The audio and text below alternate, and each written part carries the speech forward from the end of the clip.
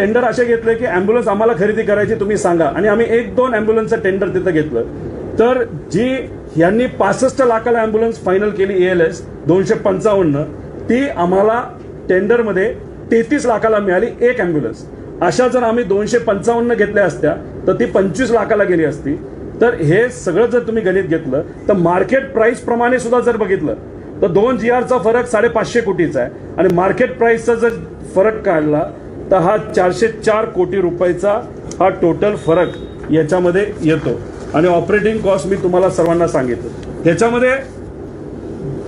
ह्याच्यामध्ये भ्रष्टाचार कसा झालाय समजून घ्या.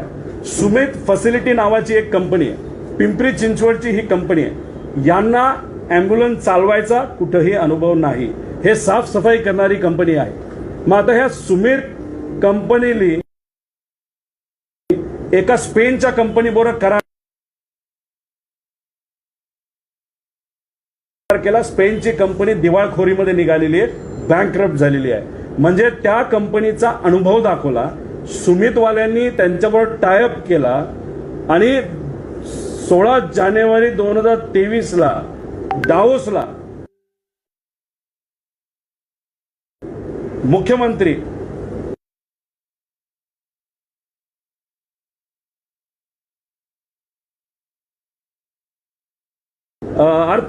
तिथं असणारे जे इंडस्ट्रियल मिनिस्टर यांच्या सगळ्यांच्या उपस्थितीमध्ये त्यांनी करार केला. तो करार असा होता,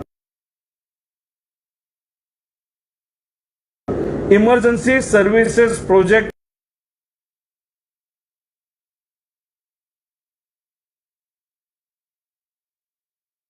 महाराष्ट्रासाठी डिझाईन करावं असा त्यांचा तो करार होता.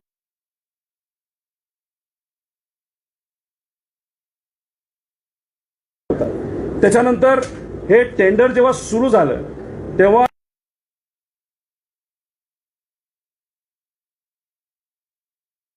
त्याच्यामध्ये जर खोलात आपण गेलो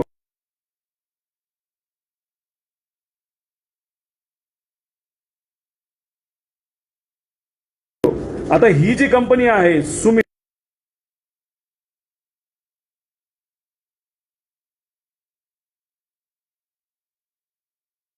हिला कशासाठी करार केला होता की प्रोजेक्ट डिझाईन करण्यासाठी. पण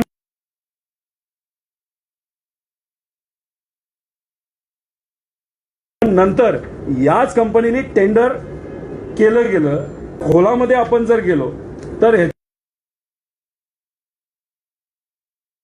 फॉरेन्सिक ऑडिट आपण केलं. फॉरेन्सिक ऑडिट कशाचं केलं? सरकारच्या टेंडरचं केलं. कशावर केलं? त्यांच्या वेबसाईटवर करून घेतलेलं आहे. तर ह्याच्यामध्ये जर बघितलं, सुमित या कंपनीने टेंडर डॉक्युमेंट तयार केलं, म्हणजे पेपर सेट केला सुमितली. परीक्षा देणार कोण होतं तर सुमित, आणि पास कोणाला केलं गेलं तर सुमितला. आणि त्याच्यामध्ये भ्रष्टाचार किती झाला ओव्हर अ पिरियड ऑफ 10 वर्ष 6,500 कोटी. आणि ही गोष्ट आपल्या सर्वांसमोर इथं आम्ही मांडत आहोत. दावोसचा फोटो इथं आहे. त्यामुळे हे जे काय झालेलं आहे ते चुकीचं झालेलं आहे. 6,500 कोटीचा ह्याच्यामध्ये भ्रष्टाचार झालेला आहे. आणि सरकारी दिलेले जे नियम आहेत CBCचे ते गाईडलाईन्स कुठेही पाळले गेले नाहीत. आता ह्याच्यात आमचा असा प्रश्न आहे की ह्याच्यामध्ये आरोग्यमंत्री जबाबदार आहेतच. एक तर त्यांनी त्यांची खुर्ची सोडावी, त्यांचं पद सोडावं. पण ही फाईल जात असताना आम्हाला जे कळालेलं आहे ही फायनान्स मिनिस्ट्रीकडे पण फाईल गेलेली. मग ही गोष्ट त्यांच्याकडे गेल्यानंतर त्यांनी ती पास कशी गेली, त्यानंतर आम्हाला हे कळालेलं की फायनान्स मिनिस्टरकडे कुठलीही फाईल गेली तर ती दुसऱ्या DCM म्हणजे देवेंद्र फडणवीस साहेबांकडे जाते. त्यांनी याच्याकडे दुर्लक्ष केलं का? मुख्यमंत्र्यांकडे सुद्धा ही फाईल गेली असं आम्हाला कळालेलं आहे. त्यामुळे ह्याच्यामध्ये जे 6,500 कोटीचा भ्रष्टाचार झालेला आहे त्याला कोण कोण जबाबदार आहे असा प्रश्न आमच्या सगळ्यांचा आहे. एका बाजूला लोक मरतायत, ॲम्ब्युलन्समध्ये नीट सेवा BVGकडनं दिली गेली नाही म्हणून अनेक बातम्या आलेल्या आहेत. अशा परिस्थितीमध्ये तुम्ही BVGलाच परत देता. इतर ठिकाणी BVG हे बॅकलिस्टेड आहे.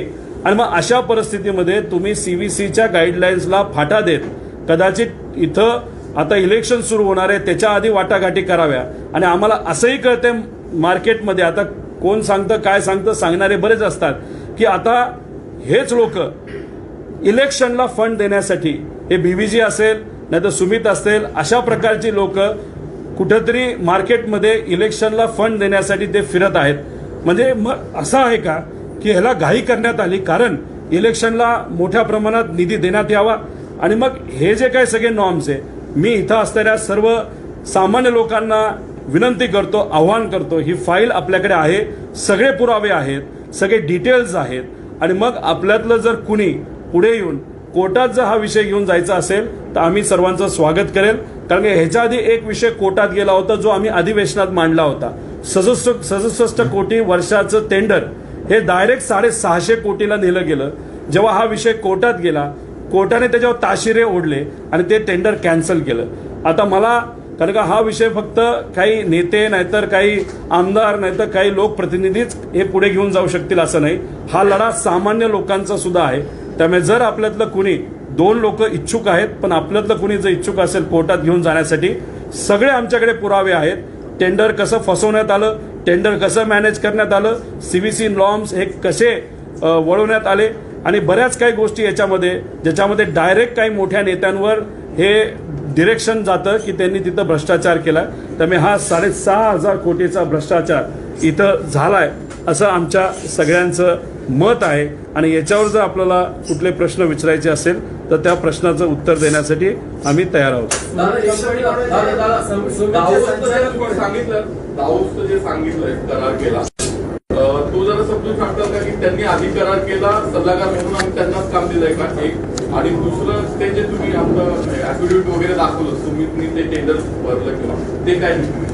बघा, याच्यामध्ये सुमित ही जी कंपनी आहे तिने एका स्पॅनिश कंपनी बरोबर करार केला होता. महाराष्ट्रामध्ये इमर्जन्सी व्यवस्था ही आपल्याला प्लॅन करायची आहे, एक प्रोजेक्ट करायचा आहे आणि त्या प्रोजेक्टसाठी सुमितला कॉन्ट्रॅक्ट दिलं गेलं. जी स्पेनची कंपनी बँकरप्ट झालेली आहे, फक्त त्यांचं नाव वापरून तिथं करार झाला. आता हे सगळे त्याच्यावरचे फोटो आहेत. आता ह्याच्यानंतर ह्यांनी काय करायला पाहिजे होतं की ह्यांनी प्रोजेक्ट डिझाईन करायला पाहिजे होता. आणि प्रोजेक्ट डिझाईन करत असताना मग नंतर टेंडर काढत असताना सुमितला कुठेही अधिकार नव्हता त्या टेंडरमध्ये सहभाग घ्यायचा. कारण तुम्ही जर प्रोजेक्ट डिझाईन केला असेल तर मग तुम्हाला तिथं अधिकार नव्हता. पण त्याच्यामध्ये जे डॉक्युमेंट्स मी तुम्हाला सांगितलं, याचं ॲफिडेव्हिट सुद्धा आहे आणि नोटरी सुद्धा केलेलं आहे. याच्या खोलामध्ये आपण जर गेलो तर गव्हर्नमेंटच्या वेबसाईटचे फोटोज आमच्याकडे आहेत. तिथं ज्या लिंक टाकल्या गेल्या, जे टेंडर डॉक्युमेंट टाकलं गेलं, त्या टेंडर डॉक्युमेंटला सगळ्यांना एक डिजिटल ॲड्रेस असतो. तो ॲड्रेस कुठं गेला तर तो सुमितकडे जात होता. सुमितचे काही पदाधिकारी आहेत जे दुसऱ्या कंपनीमध्ये सुद्धा डायरेक्टर आहेत आणि त्या कंपनीमध्ये सुमितचे जे डायरेक्टर आहेत ते सुद्धा तिथे डायरेक्टर आहेत. आणि ह्याच्यामध्ये ज्या ज्या लोकांनी डिझाईन केलंय त्याचे सगळे पुरावे आमच्याकडे आहेत की हे टेंडर सुमितच्याच लोकांनी डिझाईन केलं आणि हे टेंडर सुमितलाच मिळालं. पहिल्यांदा जेव्हा सुमितला मिळालं तेव्हा बीव्हीजी नाराज झाला आणि बीव्हीजी नाराज झाला आणि त्यांनी काही ठराविक मोठ्या मोठ्या नेत्यांना भेटल्यानंतर बीव्हीजीला सुद्धा याच्यामध्ये समाविष्ट केलं गेलं. टेंडर जे पहिलं डॉक्युमेंट आलं होतं ते मग कॅन्सल झालं आणि नवीन टेंडर डॉक्युमेंट तिथं आलं. आणि आता हा कॉन्ट्रॅक्ट कुठेही बिडिंग न करता या तिन्ही लोकांना एकत्रित कन्सोर्शियम देऊन तिथं देण्यात आलं. ह्याच्यामध्ये तर असं आहे की याच्या खाली तुम्ही बिड करू नका असं सुद्धा टेंडर डॉक्युमेंटमध्ये एक टर्म त्याच्यामध्ये दिली गेली आहे. म्हणजे ह्याच्यामध्ये सरळ सरळ हा दलालीचा प्रकार आहे. बसल्या बसल्या मोठ्या प्रमाणात पैसा काढला गेला आणि तो कदाचित इलेक्शनमध्ये मोठ्या प्रमाणात हा येणार आहे. आणि ह्याच्यावर जर कोणाला सत्तेत असणाऱ्या लोकांना आक्षेप असेल की फाईल घेऊन मी चर्चा करायला तयार आहे, तुमच्यात जर हिंमत असेल आणि इथं असणाऱ्या ज्या आरोग्य मंत्र्यांत जर हिंमत असेल तर मी इथं बसतो, तुम्ही इथं बसा आणि मीडियासमोर याच्यावर आपण चर्चा करू. पण आम्ही या भ्रष्टाचार या महाराष्ट्रामध्ये होत असताना कुठेही शांत बसणार नाही. सुमितचे संचालक कोण आहेत? साळुंके नावाचे एक व्यक्ती आहेत, पिंपरी चिंचवडचे ते आहेत, नवीन व्यावसायिक आहेत. सुमित ही कंपनी टॉयलेट धुण्यासाठी, फॉर्मेशन तसं जुनं आहे पण ह्या कंपनीला म्हणजे अमित साळुंके म्हणून आहेत, ते सीईओ आणि डिरेक्टर आहेत, मुंबईत पिंपरी चिंचवडचे आहेत. त्याच्यामध्ये मी जे डॉक्युमेंट दाखवलं होतं त्यात प्रदीप रेड्डी नावाच्या एका व्यक्तीने सुद्धा डिझाईन केलं होतं. ते एका सिस्टर कंपनीमध्ये डायरेक्टर आहेत. त्याच्यानंतर अजून एक महिलेचं नाव आहे, त्या सुद्धा तिथं काम करतात. त्यामुळे पूर्णपणे पेपर यांनीच सेट केला, यांनीच परीक्षा दिली आणि पास सुद्धा झालं. प्रोजेक्ट डिझाईनचं काम जे दिलं गेलं होतं ते डावोसला दिलं गेलं होतं. ते डावोसला 2023ला मी मगाशी तुम्हाला तारीख सांगितली, त्या तारखेला ते दावोसला दिलं गेलं होतं. त्याचे डिटेल्स तुम्हाला प्रेस नोटमध्ये दिलेत, त्यामुळे ते मिळून जाते. ठीक आहे, तुमच्याकडे पुरावे आहेत ते सगळे संदर्भात? 100% पुरावे आहेत. ऑफिशियल कंप्लेंट लॉन्च केलेली. आता का गेल्या वेळेस जेव्हा मी इथं आलो होतो दूध चोरीच्या बाबतीत, दूध दलालीच्या बाबतीत मी पत्र लिहिलेलं आहे. मी पत्र PMO ऑफिसला सुद्धा दिलेलं आहे. काय त्यांनी स्वतः सांगितलं होतं ते कुठेही चोरी होऊन देणार नाही आणि तिथं भ्रष्टाचार होऊन देणार नाही. त्या ऑफिसला दिलेलं आहे, CMOला आपण दिलेलं आहे, त्याच्याचबरोबर अँटी करप्शनला दिलेलं आहे, त्याच्याचबरोबर आपलं लोक आयुक्ताला आपण दिलेलं आहे. त्यामुळे ते पत्र दूध चोरीबद्दल आणि त्याच्याचबरोबर आपल्या अन्न चोरीबद्दल दिलेलं आहे. तसंच आम्ही ही कंप्लेंट करणार आहे. पण हा लढा माझ्या एकट्याचा नाही. त्यामुळे मी इथं सामान्य लोकांना विनंती करतो, पुढाकार घ्या, हे सगळे डॉक्युमेंट तुम्हाला देतो. तुमच्यातले स्वच्छ चरित्रेचं जो कोणी असेल, जो कोर्टात जायला तयार आहे, हे सगळे डॉक्युमेंट देतील. मी तुम्हाला आश्वासित करतो, हे डॉक्युमेंट इतक्या पुराव्यासकट आहे की तुम्ही 6,500 आपण सर्वजण मिळून 6,500 कोटी या सरकारचे हे थांबवू शकतो आणि हे पैसे आपल्या सर्वांचेच वाचणार आहेत. बीडमध्ये फाईल अर्थखात्याकडे गेलेली आहे. अर्थमंत्री नेमकं कोण उचलले? देवेंद्र फडणवीस की अजित पवार? प्रत्येक फाईल हे अर्थमंत्र्यांकडे जाते. जो विषय कोर्टामध्ये गेला होता स्वच्छतेचा हॉस्पिटलच्या 67 कोटीवरनं डायरेक्ट 650 कोटीवर जे आकडा नेला गेला वर्षाला, त्याच्यामध्ये 450 कोटी वर्षाचं भ्रष्टाचार होता. ती सुद्धा फाईल फायनान्स मिनिस्टर साहेबांकडे गेली होती. आता कोर्टाने त्याच्याकडं ताशेरे ओढले, ते थांबलं. पण आता टेंडर थांबलं असलं तरी भ्रष्टाचार तर होणार होता, इंटेन्शन होतं. आता ही फाईल सुद्धा फायनान्स मिनिस्टर साहेबांकडे गेली असावी. त्यांनी त्याच्याकडे का दुर्लक्ष केलं हे मला माहीत नाही. आणि फायनान्स मिनिस्टरकडेच जाते अशी नाही, सगळ्या फाईल या फायनान्स मिनिस्टर साहेबांकडे पण जातात आणि देवेंद्र फडणवीस साहेबांकडे पण जातात. त्यामुळे दोघांना या बाबतीतलं माहिती असावी. आणि सगळ्यात मोठा घोळ असा आहे की टेंडर डॉक्युमेंटमध्ये असं सांगण्यात आलेलं आहे की एका कॅबिनेट मीटिंगमध्ये हा विषय घेतला होता.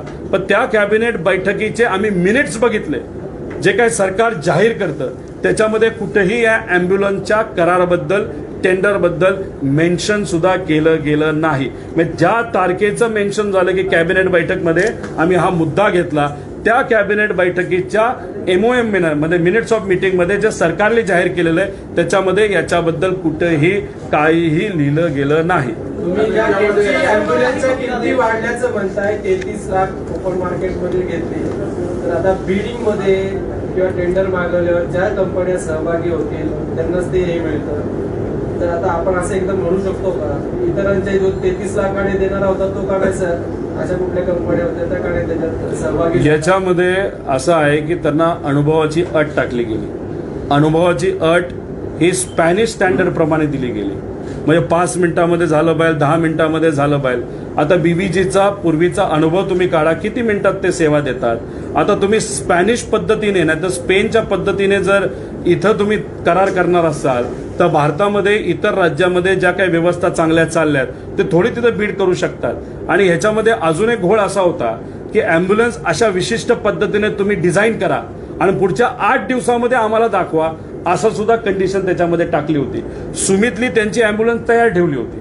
पण मग एक कंपनी साऊथ इंडियाची, दक्षिण भारतातली, त्यांनी सांगितलं, कोर्टात गेले असं आम्हाला कळतंय की बाबांनो आम्हाला 8 दिवसामध्ये हे करता येणार नाही, आणि मग ती कंडिशन रद्द करण्यात आली. म्हणजे हे जे तुम्ही बोलत आहात तर ह्या गाड्या 1500 नॉर्मल ॲम्ब्युलन्सेस आहेत आणि खास ज्या आपण ॲडव्हान्स म्हणतो त्या 250च्या आसपास आहेत. भारतामध्ये एकच कंपनी कदाचित याच्यामध्ये क्वालिफाय होऊ शकते गाडी म्हणून, आणि इक्विपमेंटसाठी फक्त ठराविकच एक कंपनी आहे, ती भारताच्या बाहेरची, तीच क्वालिफाय होऊ शकते. तर त्यांना क्वालिफाय होण्यासाठीच हे घेतलं गेलं आहे असं दिसतंय. ती मी खूप डिटेलमध्ये गेलेलो नाही. तानाजी सावंतांनी खुर्ची सोडावी असं तुम्ही आता म्हटलात. आरोग्यमंत्री तानाजी सावंत शिवसेनेचे, फायनान्स मिनिस्टर राष्ट्रवादी काँग्रेस अजित पवार, दुसरे उपमुख्यमंत्री भाजपचे देवेंद्र फडणवीस आणि पुन्हा मुख्यमंत्री, या सगळ्यांवरती कारवाई व्हावी किंवा यांच्या सगळ्यांकडून तुम्हाला हीच अपेक्षा आहे का? आणि मुख्यत्वे याच्यातला मुख्य लाभार्थी कोण आहे की जो या पैशाचा वापर निवडणुकीसाठी करणार आहे? आरोग्य मंत्रालय याच्यासाठी मुख्य लाभार्थी आहेत. आता त्यांच्याकडे हा पैसा नाही तर जर काय आला असेल तर त्यांनी कोणाकोणाला दिलंय हे आपल्याला सांगता येणार नाही, पण सत्तेत जे कोणी असतील ज्यांना लढायचंय त्यांनाच कदाचित याचा आर्थिक लाभ झाला असावा असं म्हणतात. त्यामुळेच तर यांना एक कुठेतरी आत्मविश्वास आहे की आम्ही काही झालो तर निवडून येणार, कारण की यांच्याकडे पैसा असावा असं वाटतंय.